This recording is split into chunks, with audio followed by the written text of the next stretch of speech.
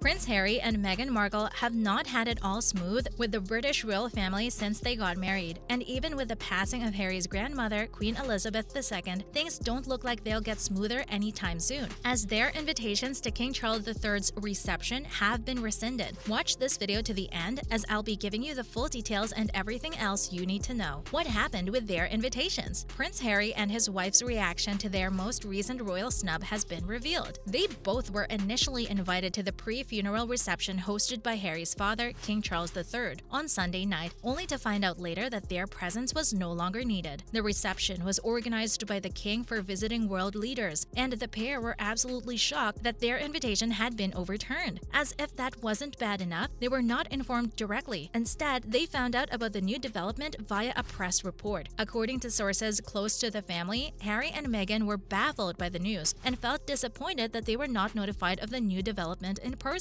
Speaking with Page 6, the source said, and I quote, "Harry and Meghan actually got the invitation, and no one has actually told them that they are uninvited." The flamboyant state reception was hosted by King Charles and Queen Consort Camilla, and it entertained hundreds of world leaders and foreign diplomats who visited England to pay their respects to the late Queen. Among those who were in attendance were US President Joe Biden and Canadian Prime Minister Justin Trudeau. Why was their invitation rescinded? As we all know, Prince Harry and his wife Meghan Markle have not been in the good books of the royal family for a while. Things got so bad between the couple and the royal family that Meghan actually went on the Oprah Winfrey Show to do a tell-all about how her life had been since becoming a member of the family. Thanks to their tumultuous family matters, both Meghan and her husband have kept their distance from the throne for some time, and it seems the king has not been happy with the pair since then. To clear the air, a spokesperson for Buckingham Palace has revealed that the invitations were only meant for working members of the royal family, and since Harry and his wife have been away from their duties for a while, it meant that they had no business being at the reception. The drama surrounding Harry and Meghan's invitation is quite the same as another incident that happened earlier in the week. In case you didn't know, Prince Harry served for 2 hours in Afghanistan but was barred from putting on his military uniform for the procession from the Buckingham Palace to Westminster Hall, and he and his wife had stepped down from their royal duties and relocated to the US. Prince Andrew was also told he could not wear his military uniform. However, he was given a special mark of respect to wear his colors. However, following an earlier procession to pay respect to Queen Elizabeth, where Harry's clothing obviously stood out from the rest of the family, palace officials reportedly stepped in to give him the same privilege. Is the Queen's death not enough to stop Harry and Meghan's attention-seeking behavior? I've already mentioned how Meghan Markle went on the Oprah Winfrey Show to speak about her not-so-fabulous life in the British royal family, and as you would expect, the interview was watched by millions of people around the world. After the interview, a lot of viewers showed their sympathy for the new bride, citing racial bias as the reason why the palace is giving her so much heat. On the flip side, others have said that Meghan and her husband were spoiled and that they were just seeking attention and empathy. A unanimous source at the palace stated that Prince Harry and Meghan's hand-holding shenanigan following a service for the late Queen is simply a continuation of their need to be in the spotlight. Sky News Australia host Piers Morgan has also spoken of the couple's attention-seeking habits. However, he didn't give much away. Morgan said very briefly, and I quote, "I don't like to keep talking about these two." Speaking of attention-seeking, reports have it that Meghan has requested a private one-on-one meeting with the king himself. Keep watching this video to find out why Meghan wants to see the king in private. Meghan Markle requests a one-on-one meeting with King Charles III. According to royal reporter Neil Sean, Meghan Markle, also Duchess of Sussex, has formally requested to see King Charles III. It is reported that she made the request via a formal letter which was handed to a palace representative. So why does Meghan want to see the king? The aim of the meeting is still unclear, but some say that she wants to clear the air between her and her father-in-law and attempt to fix strained family relations. The NBC and MSNBC reporter claims that he was informed of Meghan's request by a very good source, and that she hopes the king would grant her request before she and her husband return to their home in the United States. Neil Sean said in a video posted on YouTube via Sky News and Page 6, she'd now like to, before they return back to California, to have a one-to-one audience with King Charles III. That's right, Meghan one-to-one with King Charles III. You heard correctly. And what's interesting here is, according to that good source, this was made in a formal letter. This is how you write to the king. Now you have to admire Meghan's self-belief, whatever you think. In an interview with The Cut, Meghan also stated that there is room for reconciliation between her, Harry, and the royals. However, she never specified which royal family members she she and her husband have issues with. What's next for Prince Harry in the wake of Queen Elizabeth II's death? Even though the brotherly bond between Prince Harry and Prince William has dwindled, there is still hope that all the bitter issues between them will be resolved. If not for anything, coming together for their mother's funeral could be the turnaround their relationship needs. As for Harry, he could hardly have predicted all the twists his life has taken since getting married to Meghan. He became a father shortly after he tied the knot, and he decided that a life of protocol wasn't what he and his new family needed, a decision that prompted him to drop his royal duties. It is safe to say that the life Harry lives now is very different from the life he once knew. However, even as he kept his distance from the family, he still maintained a close relationship with his grandmother, the Queen. She was the closest tie he had to his old life, and it will be interesting to see how close he would remain to the palace now that she is gone. Hopefully, things might take a positive turn if King Charles III grants his wife the one-on-one meeting she requested. If all goes well and reconciliation takes place, then there's every chance Prince Harry will move back to England with his wife. But that's if the meeting goes well. Suppose there is ever a meeting at all. Will Harry and William ever reconcile? Speaking about Harry and William's strained relationship, royal biographer Sally Bedell-Smith told E! News that she believes the brothers want to make things right, and even though this isn't the perfect time to do so, they could give it a go after the Queen's mourning has been concluded. The good news is they were finally in the same place at the same time, for the first time in a long time. They were both at Balmoral in the old bedrooms where they probably slept when they were young boys. The two were also at this castle when they heard of their mother's death. Speaking of their mother, 2022 makes it 25 years since Princess Diana died in a car crash. According to Vanity Fair royal editor Katie Nicholl, the two brothers have been forced together by their grandmother's passing. If this doesn't present an opportunity to make amends, then she doesn't know if there'll ever be another.